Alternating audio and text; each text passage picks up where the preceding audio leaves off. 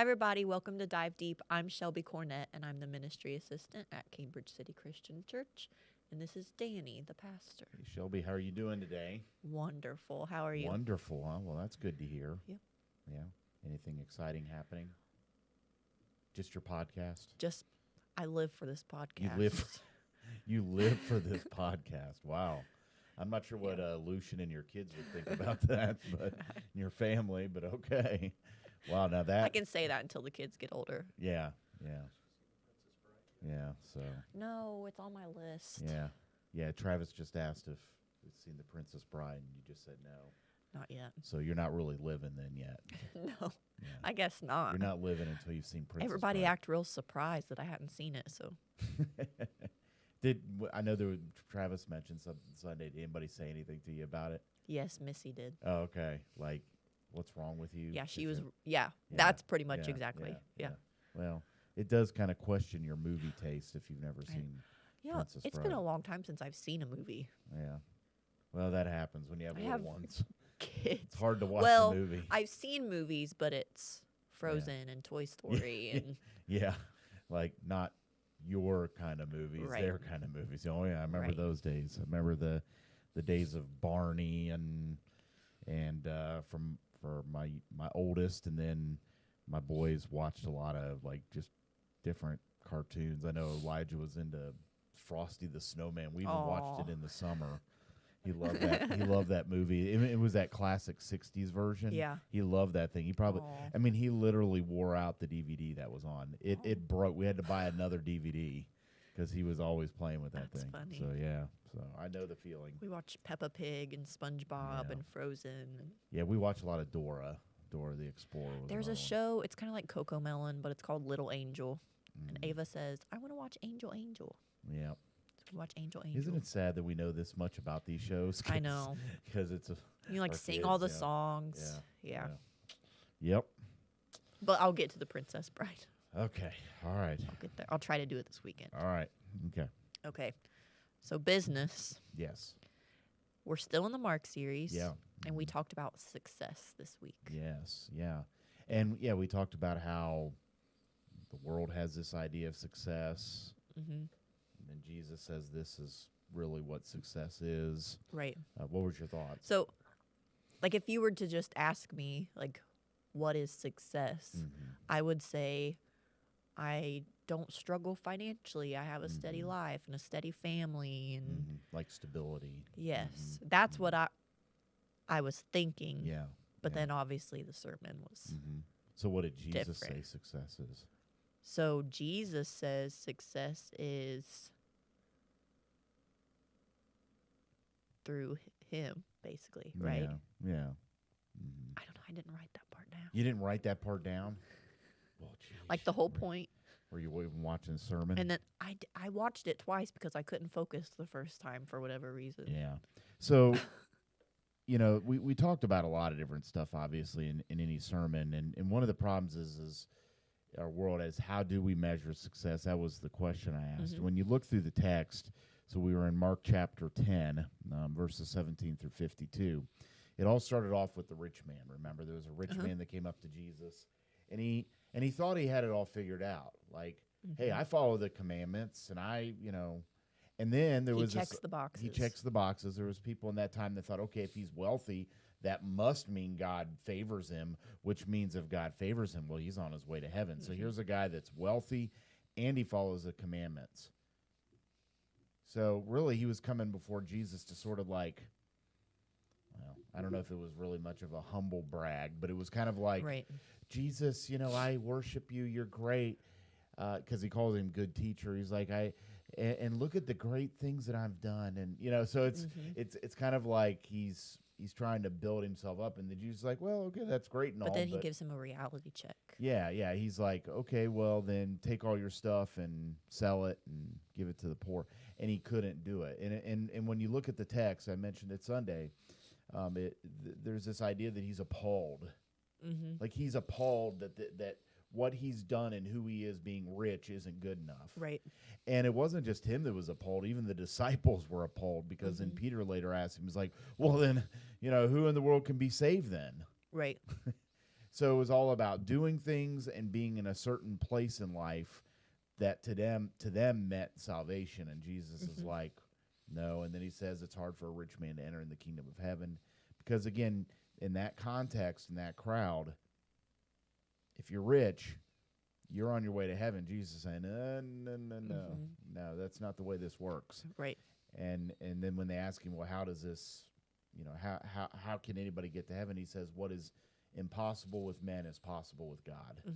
In essence, he's saying it's by grace. It's by the grace of God that we are able to get to heaven. It's not because of doing good things and being rich or successful. And so, when we look at this guy, he looks very successful. Yeah. He's wealthy, and he lives, sounds like a very moral, decent life. But that's not what success is. Yeah. And so that's kind of what Jesus really jumps on in this, and points out to his disciples. But I wrote, selfishly, I think my reaction would probably be the same as that man. Like, what? I have to get rid of all of this stuff? Because yeah, we were talking about that. we in like our life group. stuff and our comfort. We like to think that how horrible that the rich man would do this. But then it comes down to, well, what if Jesus came to church some Sunday and walked in and he's saying, okay, I want you to sell everything you've got, go your car out in the parking lot, take it down to the used car dealer, your house, call the realtor, your money in your bank account, give it to the church or give it to some organization or whatever. We'd be like, we'd be kind of doing the same thing. Like, well, I go to church every Sunday. And see, the point here is does Jesus sometimes call us to sell everything we have and give? Yes, sometimes he does. He doesn't always call everybody to do that. But the problem with this man is that his wealth and his actions had become his God. Right. And so that's a question for us. Do we pursue our wealth? Do we pursue comfort, stability, like you just talked about? Do we pursue those things more than God? Right. And a lot of times we do. What was the story with was it the golden calf? Like they made that their god. Yeah, Moses. So it's like these things the are our 10 golden Commandments. calf. Yeah. Well, yeah, they thought Moses, he went up to receive the 10 Commandments. They weren't sure he was coming back. They thought God had kind of left them on their own. So they thought, well, we'll create our own God. We can do the same thing. We can try to find comfort and stability through people and wealth, and in essence, they become our gods. Right. And I think it's easy to do that when obviously we have a relationship with God and try to grow in it. But we see people around us every day, all the time. Yes. We have our money and our items and our cars all the time. Yeah. It's really easy for these gods to come into our lives.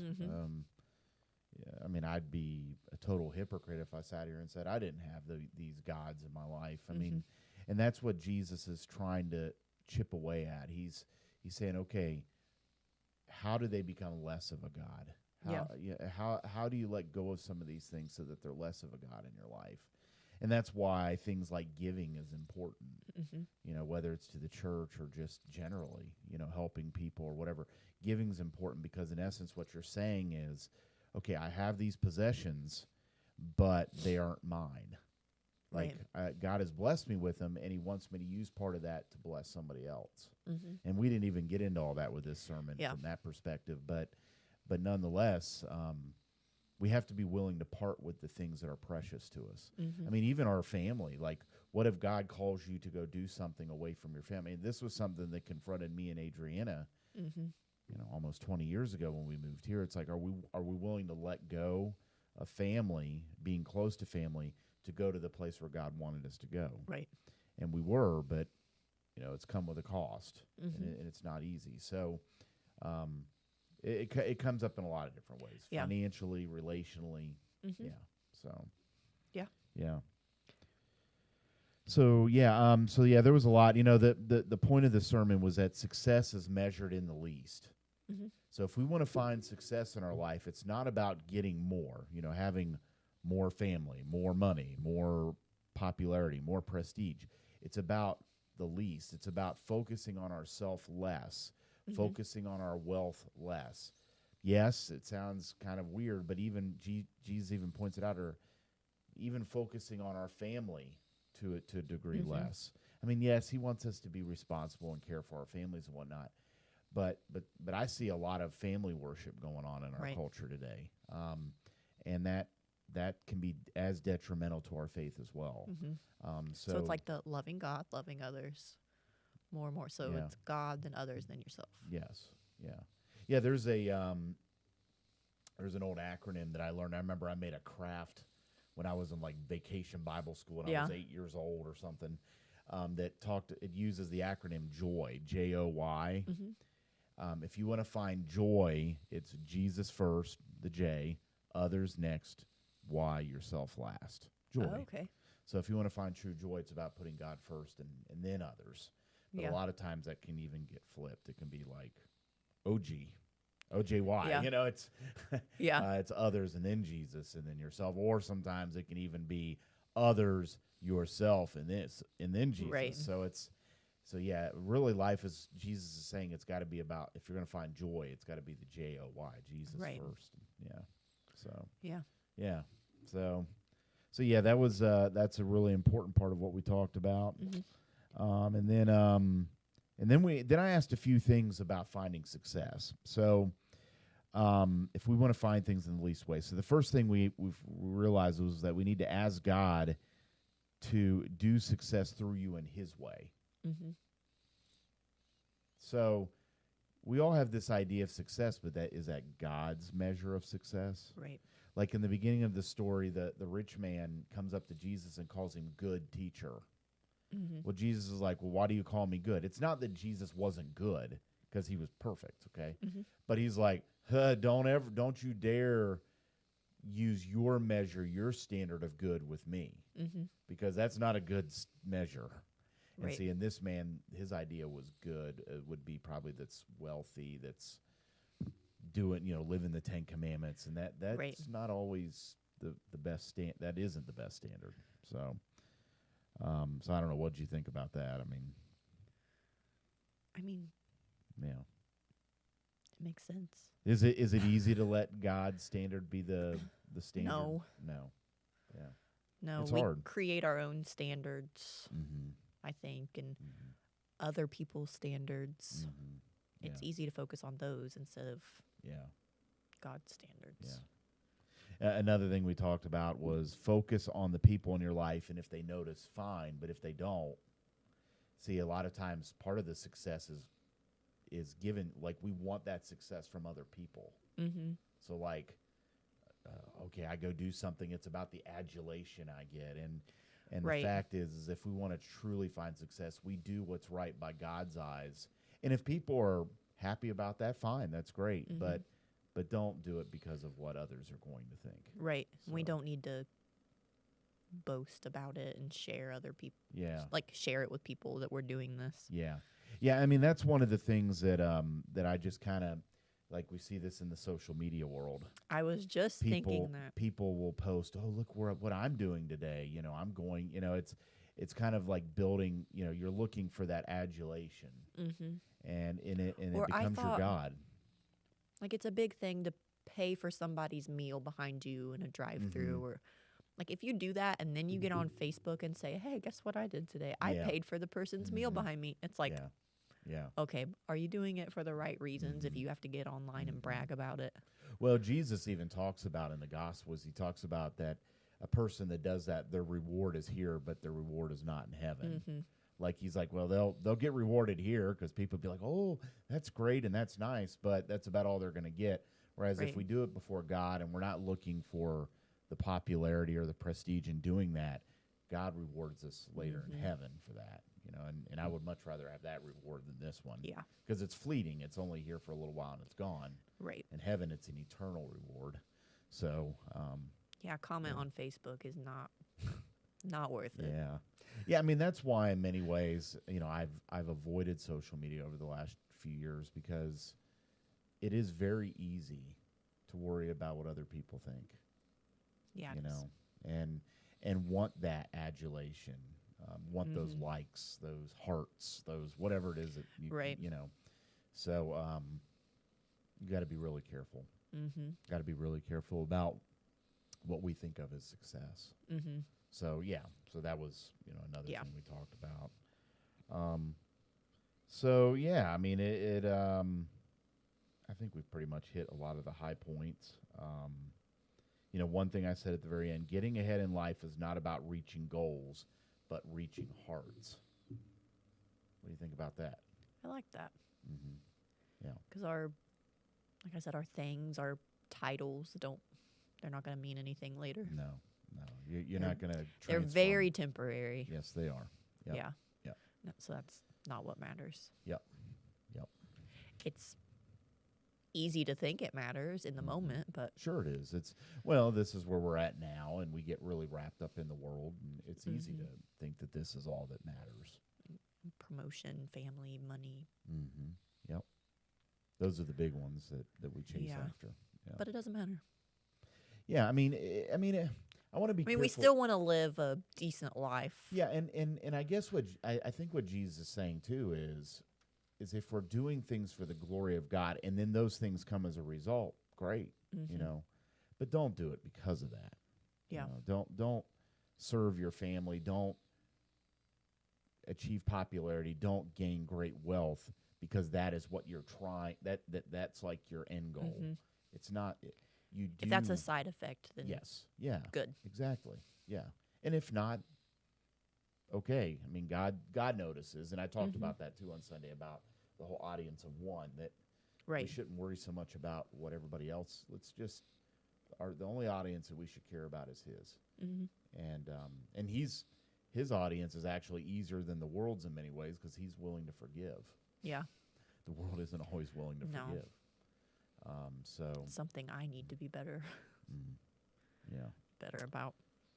So yeah. And next week I wrote it down so I didn't have to ask. Okay. Is Jesus Arrives. Jesus Arrives. So now we're getting into the final week of Jesus Life, not the final week of our series.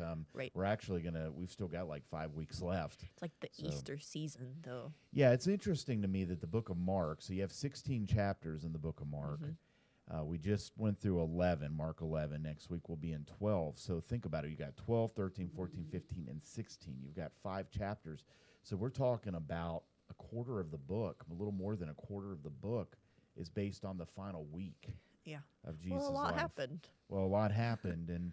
And obviously Mark wanted to make sure that the readers, because remember when we started the series, we realized that the readers were most likely Christians in Rome who were enduring persecution. So he wanted to show them how Jesus handled persecution so that they knew how to handle persecution. Okay? Yeah. And so so that's what we're going to look at. And so, we're talking about the triumphal entry. Even though it's not Palm Sunday yet, we're still a few weeks away from that. We're going to take a different look at it, though. I'm not going to focus as much on the triumphal entry itself. We'll talk more about that here in a few weeks on Palm Sunday, but or at least refer to it in our worship services. But I'm focusing on the substance of those that week, like, and asking ourselves, like, do we really have a deep faith, or is it a surface faith? Because a lot of the people in Mark 11 had a very surface faith. We had disciples who ran from Jesus later when persecution came. You have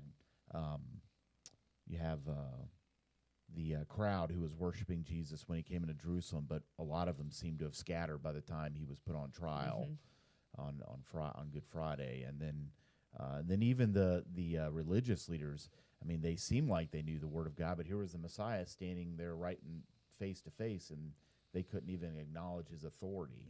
So there was a lot of surface level faith going on in the story. And kind of looking at those examples, ask ourselves some tough questions as to whether our faith, when Jesus comes back again, are we going to be ready? So that's kind of what we're going to look at. Yeah.